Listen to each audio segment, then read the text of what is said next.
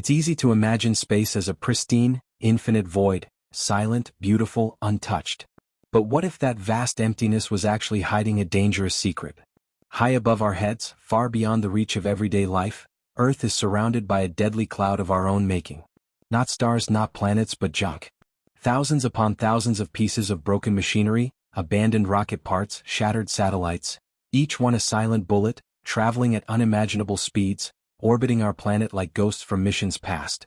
This is space debris, the forgotten wreckage of human ambition, and it is quietly threatening everything we hope to accomplish beyond Earth. Most people don't even know it exists. But for astronauts, engineers, and anyone who dreams of reaching the stars, it's a nightmare that never goes away. Space debris didn't appear overnight.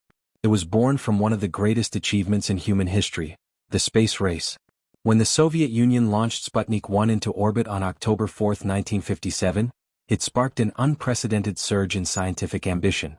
Sputnik was no larger than a beach ball, but it was revolutionary. It proved that we could reach beyond our atmosphere. But in doing so, it also marked the moment when humans began leaving traces of themselves in orbit, traces that would never come back down. The satellite itself eventually burned up in the atmosphere. But the launch vehicle that carried it didn't. It stayed in orbit, tumbling silently. It was the first real piece of space junk. Over the next decades, as the Cold War intensified, so did our obsession with space. Both the United States and the Soviet Union rushed to send more and more satellites, probes, and crewed missions into orbit. With each launch came discarded rocket stages, booster components, bolts, fragments, and defunct equipment, all left behind like old scaffolding in the sky. The focus was always on what we were sending up, never what we were leaving behind. At the time, no one thought it would matter. Space, after all, seemed limitless. How could a few stray objects cause any real harm? But the truth is, space is not as empty as we once believed. Low Earth orbit, the region where most satellites operate, is only a few hundred miles above the ground. It's a narrow band and we've packed it with hardware.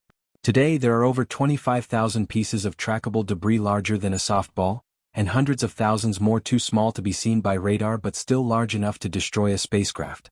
These aren't harmless specks. Each piece is moving at speeds up to 17,500 miles per hour. That's 7 times faster than a bullet.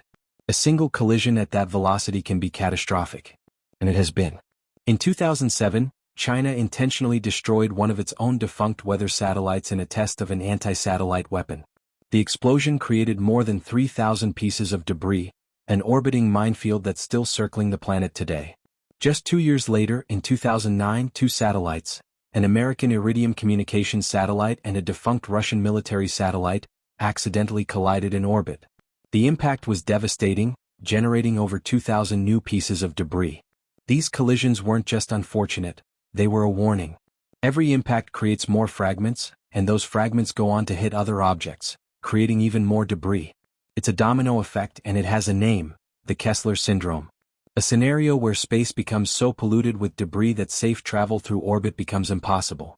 But why should this matter to us here on Earth? Because modern life depends on space. Every time we check the weather, navigate with GPS, use a cell phone, or even withdraw money from an ATM, we're relying on satellites. Space is no longer a playground for exploration, it's an integral part of our infrastructure. And those satellites are now in constant danger. Engineers regularly perform collision avoidance maneuvers, moving satellites out of harm's way with only hours to spare. The International Space Station has had to shift its orbit dozens of times to avoid debris, and astronauts have taken shelter in escape capsules during close calls. One small piece of metal could puncture a habitat module, endanger a crew, or even trigger a cascade of destruction that wipes out entire satellite constellations. The problem is, once something's in orbit, it tends to stay there. There's no air resistance to slow it down. In low Earth orbit, it can take decades to fall back to Earth and burn up. In higher orbits, debris can remain for centuries. And while governments and space agencies have become more responsible in recent years, designing missions to deorbit satellites or using materials that burn up more completely, the legacy of earlier decades remains. The sky is cluttered with yesterday's progress. And with private companies now launching thousands of new satellites through programs like Starlink and OneWeb, the density of traffic in space is only increasing. And it's not just high-profile companies contributing to the orbital traffic jam. Dozens of countries now have space programs.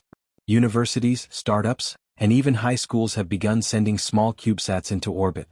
While the democratization of space is exciting and full of potential, it also means more actors, more launches, and unfortunately, more potential for debris. Not all operators have the resources or the regulations to ensure their hardware is responsibly managed. In many cases, satellites are left to die in orbit, drifting aimlessly among the clutter. Meanwhile, Earth's gravitational pull isn't the only force acting on this swarm. Solar radiation, atmospheric drag, and even the Moon's gravity slowly alter the orbits of objects over time, making their paths less predictable. This adds a dangerous element of randomness to the already chaotic environment. Every hour, massive computers track thousands of debris objects, calculating their trajectories, predicting potential collisions, issuing alerts. Yet despite all that, not every piece can be seen. And even when we know something's coming, there's not always time to move out of the way. This problem isn't limited to technology either. It's a legal and political quagmire. Who owns the debris? Who is responsible for cleaning it up? Under current space law, the country that launched an object remains its owner, even if that object breaks apart and becomes deadly junk. That means one nation can't legally remove or modify another's debris without consent, even if it poses a threat. So while the need for global cooperation is obvious, the path to agreement is slow and tangled. National pride, military secrecy, and commercial competition often get in the way of a unified solution. Still, amid all this uncertainty, there's an undeniable sense of urgency. The idea of losing access to space isn't science fiction, it's a looming possibility.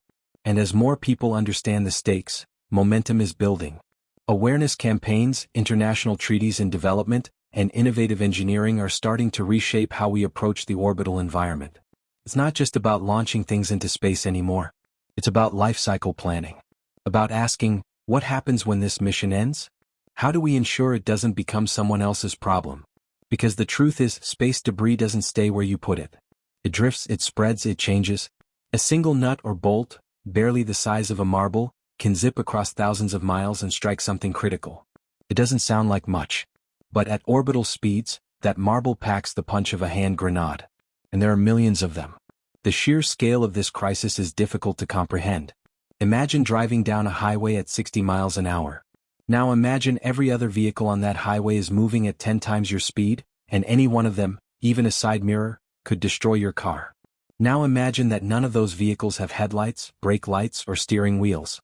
That's what operating in low Earth orbit is like right now. Yet despite the risk, despite the growing threat, humanity is pressing forward. Because we have to. Space is too important. It connects our world, it enables our science, it inspires our dreams. We can't just walk away from it. We have to solve this. We have to clean up our own mess. And that's where the second part of this story begins. The story of innovation, resilience, and responsibility.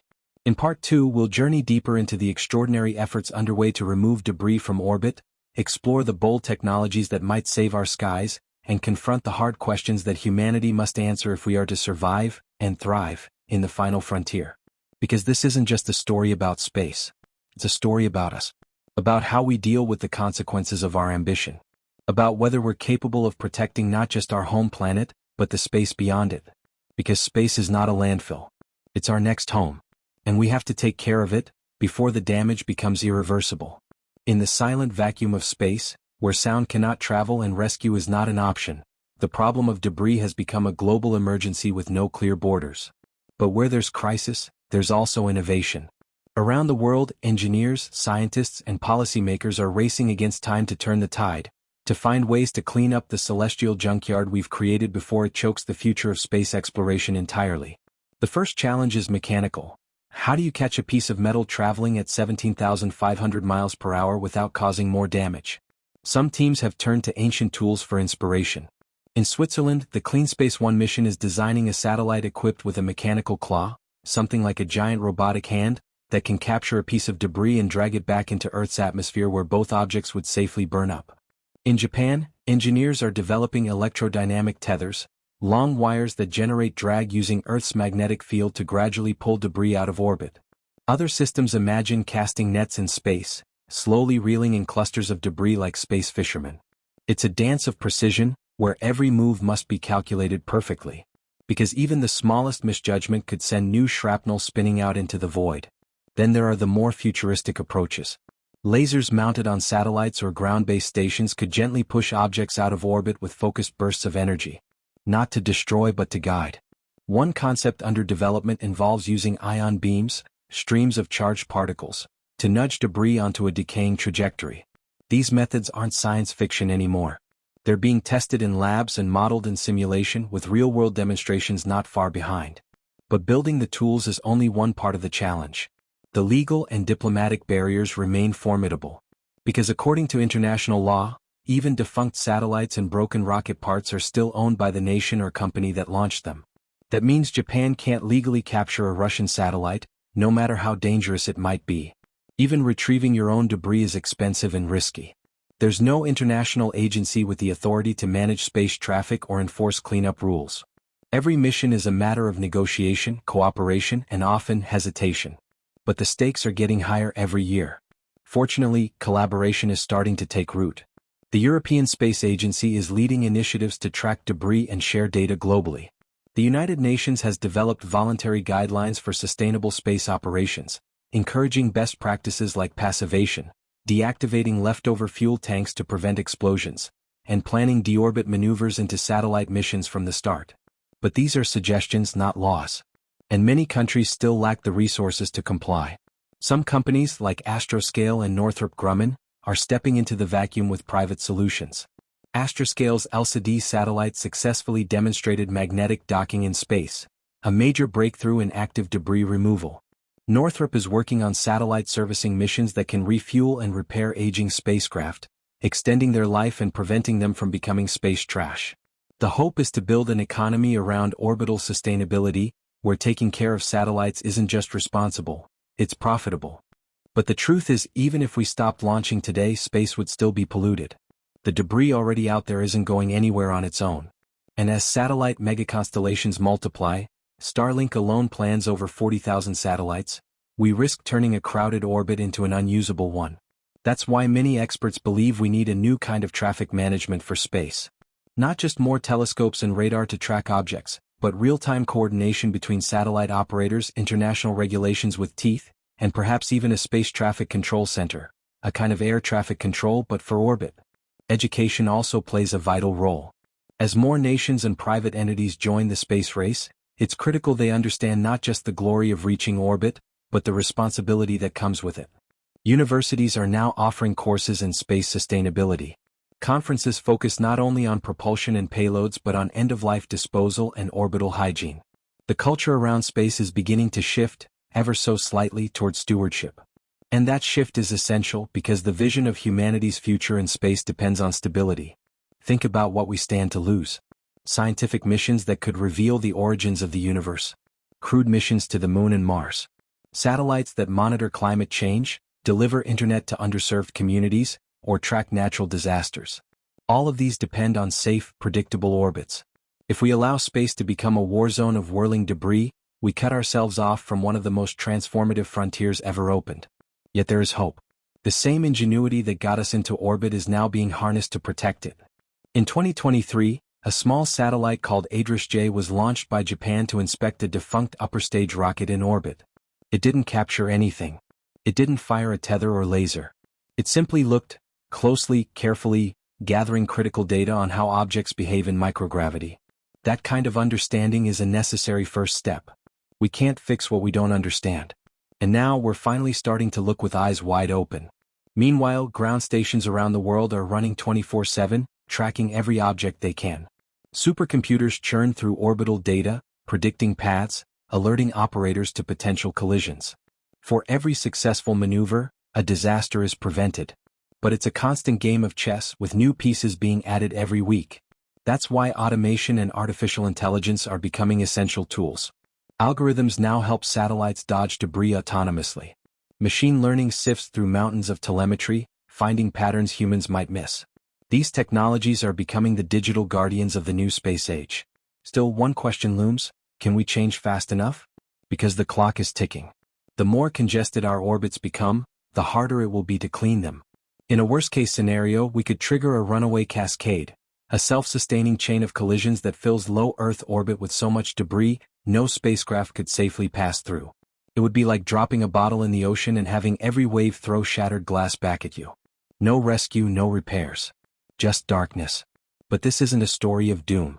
It's a story of reckoning and of resilience. We're still early in the space era. The decisions we make now will define the skies for centuries. And the good news is that humanity, when faced with existential threats, has shown a remarkable capacity for change. The ozone layer is healing because we acted. Rivers once choked with pollution now run clear. It took awareness, effort, and a sense of shared responsibility. The same must happen with space. Governments must work together not as rivals but as stewards. Companies must innovate with sustainability in mind, not just profit. Scientists must keep pushing the frontier while keeping one eye on the cost. And we, the people, must care. Because space isn't someone else's problem. It belongs to all of us. Imagine a future where orbital highways are clear, where satellites serve every corner of the globe safely, where humanity expands beyond Earth not as a polluter, but as a caretaker. That vision is still within reach. But only if we act now. Because space is vast but not infinite. It's wild but not invincible. And it's ours, but only if we treat it with the reverence it deserves. We went to space to discover the universe. Now we must clean it to preserve that dream.